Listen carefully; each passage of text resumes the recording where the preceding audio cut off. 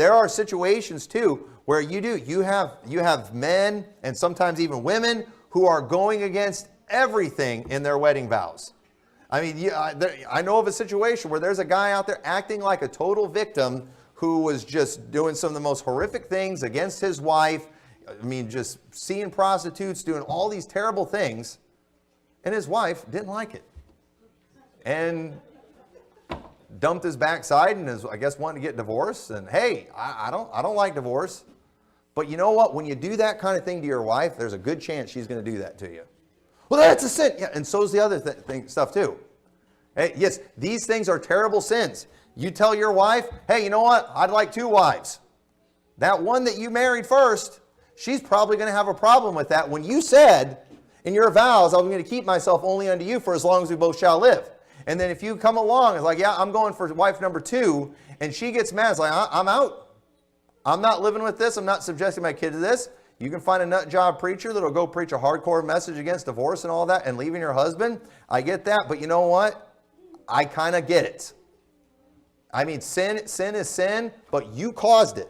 You caused it by being a dirtbag. You caused it by being a pervert. You caused that kind of thing, and you're not an innocent victim.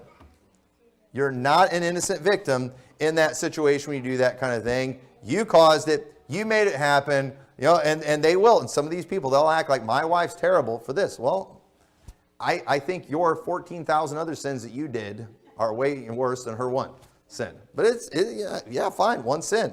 But you caused it. It's a likely outcome. And I think that would probably happen in most marriages. Okay, I'm pretty sure.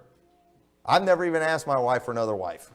Because one, I don't want one, but 2, I just know it wouldn't go well. I thought you were the man of the house. Yeah, part of being the man of the house is being a man and doing right. Okay? And, you know, ladies, you know, being submissive is not being a doormat and putting up with perversion, putting up with evil, and, by the way, things that are illegal as well. You don't have to do that kind of thing. But it's just amazing the way somebody can just sin against his wife, sin against his wife, sin against his wife, sin against his wife. She does one thing. Can you believe she did that?